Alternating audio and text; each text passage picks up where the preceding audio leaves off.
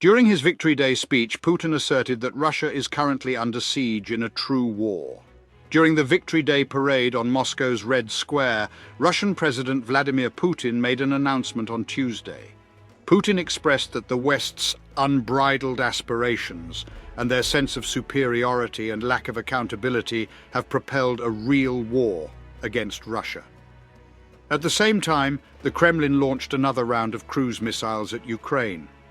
During the annual Victory Day parade in Moscow's Red Square, Russian President Vladimir Putin addressed the crowd and expressed his concerns regarding the West's behavior. He accused the West of engaging in a real war against Russia, citing their untamed ambitions, arrogance, and impunity as the driving force behind their actions. Meanwhile, the Kremlin's military forces launched yet another barrage of cruise missiles towards Ukraine. During the annual occasion celebrating the defeat of Nazi Germany in World War II, Putin announced that civilization is at a critical juncture. He declared that a legitimate war has been initiated against their homeland, referring to the current state of affairs. After the Kremlin's forces launched their most recent barrage of cruise missiles at Ukraine, which Russia invaded over 14 months ago and refers to as a special military operation, Putin made a statement. According to Ukrainian officials, out of the 25 missiles that were launched, air defenses were able to successfully eliminate 23 of them. The Ukrainian Air Force released a statement via Telegram, reporting that a total of 8 Caliber cruise missiles were launched from carriers in the Black Sea, and the remaining 17 were launched from strategic aircraft heading eastward. The war in Ukraine has been characterized by Putin as a conflict with the West on numerous occasions.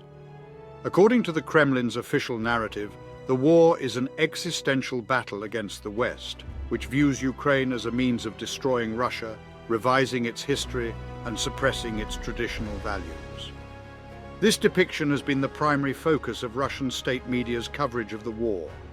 Putin commended the soldiers who participated in the conflict in Ukraine and implored the Russian people to stand united. According to Putin, our forefathers have demonstrated that nothing is more formidable, robust, and dependable than our solidarity. He declared that nothing surpasses our love for our country in terms of strength across the world. In his statement, he criticized the Western globalist elites who promote their own exclusivity and cause division and conflict among people.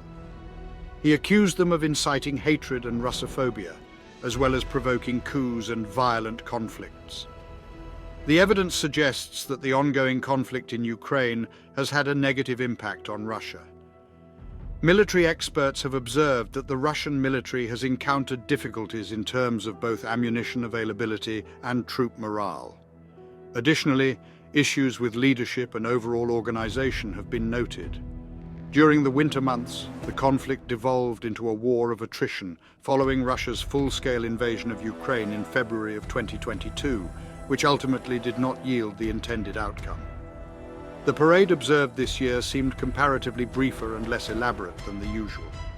The number of troops that marched in Red Square this year was only about 8,000, which is the smallest amount since 2008. Even in the year 2020, the time of the COVID-19 pandemic, the parade featured around 13,000 soldiers, while last year saw the participation of 11,000 troops. In a departure from previous years, the military jets did not make a flyover, and fewer pieces of equipment were exhibited during the parade. Uncharacteristically, the event lasted for less than an hour. To ensure security during the commemorative events, Russia implemented strict measures. The use of drones and ride-sharing services in Moscow was restricted, and even jet skis on the canals of St. Petersburg were prohibited.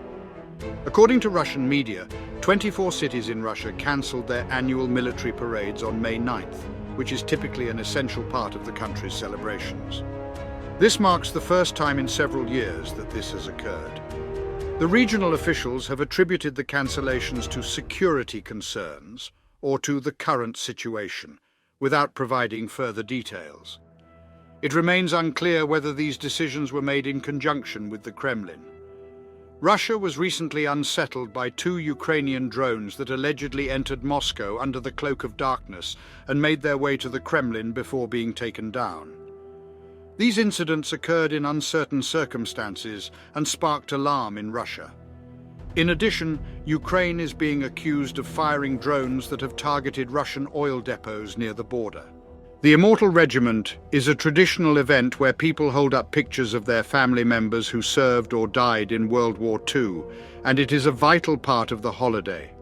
However, in various cities, the Immortal Regiment processions have been cancelled. Some have speculated that the reason for this is not because of security concerns, but rather the fear that Russians may bring portraits of their loved ones who passed away in Ukraine, highlighting the extent of Russia's losses in the protracted conflict. Amidst Putin's diplomatic isolation due to the ongoing war, the guest list for the Red Square was notably short. Only one foreign leader, Sadir Japarov, the president of Kyrgyzstan, was anticipated to attend this year's parade. This is an improvement from last year's event where no foreign leaders were present. On the final hours of Monday, representatives declared that the heads of Tajikistan, Uzbekistan, Belarus, Kazakhstan, Armenia, and Turkmenistan were also en route to Moscow. The cruise missiles aimed at Ukraine were fired a few hours prior to the arrival of Ursula von der Leyen, President of the European Commission, who leads the executive branch of the European Union, in Kyiv. While Ukraine is eager to become a member of the European Union, it is important to note that this goal will not be easily achieved. The process of joining the EU entails numerous prerequisites, and Ukraine has a long way to go before it can be considered eligible for membership. Additionally, Ukraine is aspiring to join NATO, which has been a goal since aligning more closely with the Western military alliance during the conflict with Russia. On Tuesday, it was anticipated that the United States would announce an additional $1.2 billion in military aid to Ukraine to enhance their air defenses. This contribution is the most recent support provided by a member of the North Atlantic Treaty Organization, NATO. To support our channel's growth and ensure broader awareness, kindly hit the like and subscribe buttons. This will help us reach more individuals and disseminate valuable information. Thank you in advance.